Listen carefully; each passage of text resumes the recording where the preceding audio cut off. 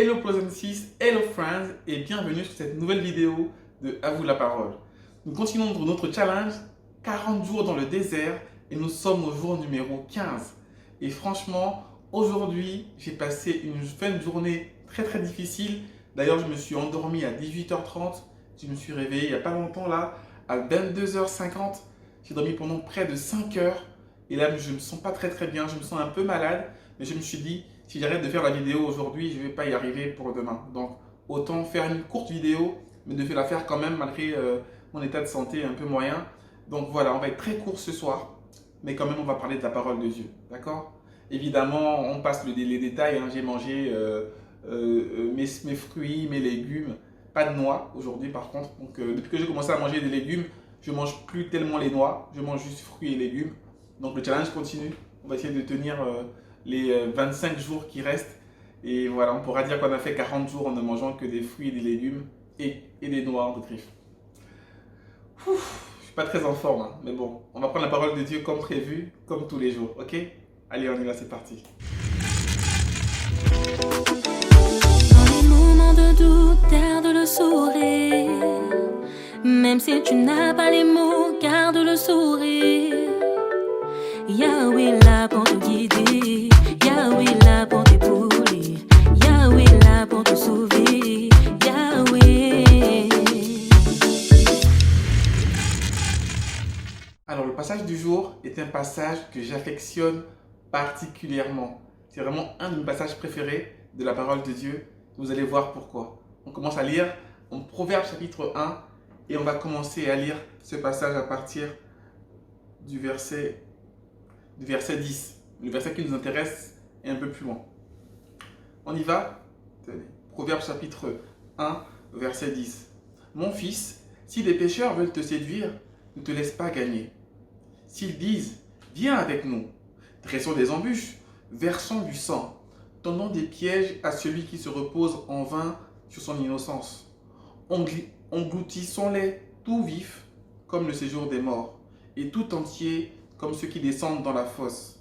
Nous trouverons toutes sortes de biens précieux, nous remplirons de butin nos maisons. Tu auras ta part avec nous, il n'y aura qu'une bourse pour nous tous. Mon fils, ne te mets pas en chemin avec eux. Détourne ton pied de leur sentier, car leurs pieds courent au mal, et ils ont hâte de répandre le sang. Mais en vain jette-t-on le filet devant les yeux de tout ce qui a des ailes. Et eux, c'est contre leur propre sang qu'ils dressent des embûches, c'est à leur âme qu'ils tendent des pièges. Alors dans ce passage, beaucoup de choses. Mais le verset qui nous intéresse, c'est bien le verset 17. Mais en vain jette-t-on le filet devant les yeux de tout ce qui a des ailes. Et ce passage, je l'adore. Déjà, au début du passage, on voit que on veut mettre en garde l'enfant de Dieu de suivre des mauvaises voies, de suivre la voie des pécheurs, la voie des méchants qui veulent faire du mal à des innocents. D'accord? Quand je vois ça, je pense à beaucoup de choses, de sectes, voilà, je parle de franc-maçonnerie, de choses, enfin, je parle au sens de comment ça se passe chez moi, mais voilà, des mauvaises choses sataniques, de faire du mal aux autres, etc. Ne marchez pas avec ces personnes.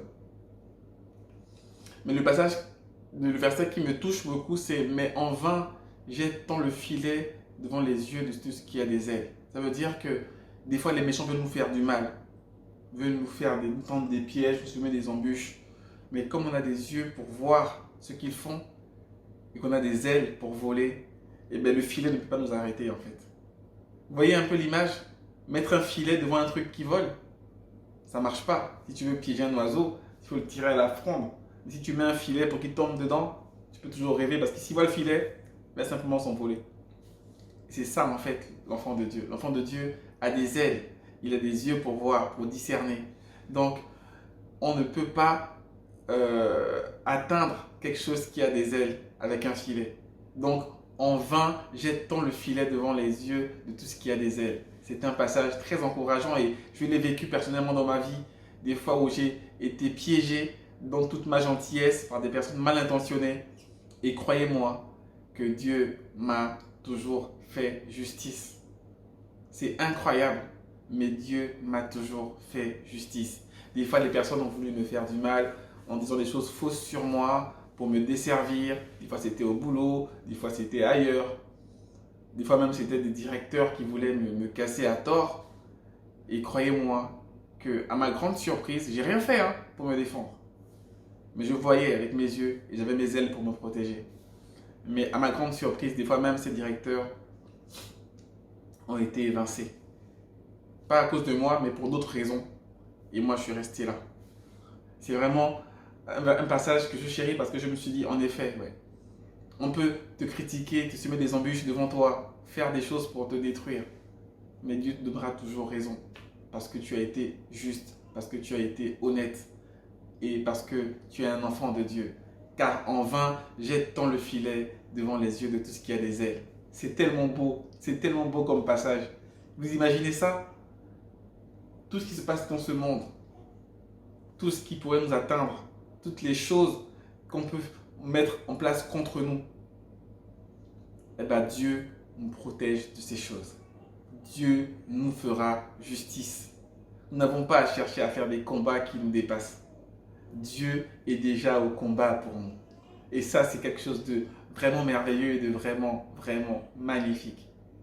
Non? Vous ne trouvez pas? Ce verset est vraiment extraordinaire. Mais en vain jette-t-on le filet devant les yeux de tout ce qui a des ailes. Donc, mes frères et sœurs, c'est pour vous encourager à ne pas craindre ce monde. À ne pas craindre les méchants de ce monde. Ceux qui veulent vous faire du mal, qui vous critiquent, vous n'avez pas à les craindre. Priez votre Dieu. Et utilisez vos ailes pour éviter les embûches, les filets qu'on met devant vos pieds. Et du discernement. Mais ce n'est pas contre eux que vous devez lutter. Ces personnes ne font que faire des choses méchantes. Les esprits qui sont derrière ces personnes qui sont méchantes, c'est elles qu'il faut combattre dans la prière. Et ces gens qui vous font du mal, vous devez prier pour eux. Prier pour que le Seigneur transforme leur cœur. Et pas prier contre eux. Ça ne sert à rien de prier contre des personnes qui vous veulent du mal. La Bible dit de prier pour vos ennemis. Priez pour vos ennemis. Ceux qui vous veulent du mal, priez pour eux. Et sincèrement, pour leur bien. Parce que c'est ça que l'enfant de Dieu doit faire. On ne peut pas prier pour le mal de quelqu'un. Ça n'a pas de sens. Parce qu'on doit aimer nos ennemis. Et ça commence par là, en fait. Les gens qui voulaient me faire du mal, grâce à Dieu, je ne sais pas par quel miracle, parce que je ne suis pas spirituel au point de prier pour mes ennemis. Mais à cette époque où les gens me voulaient du mal, je priais pour eux. Pas pour leur mal, je priais pour leur bien.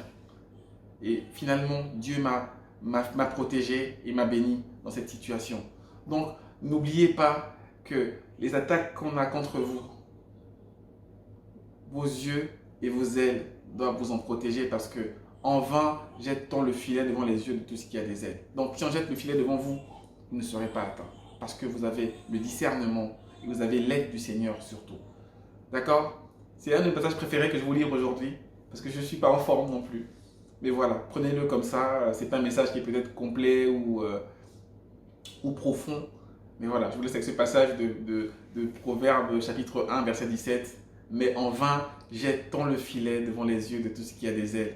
Donc, ne soyez pas en crainte. Voilà, enfant de Dieu, Colossiens 6, ne soyez pas dans la crainte.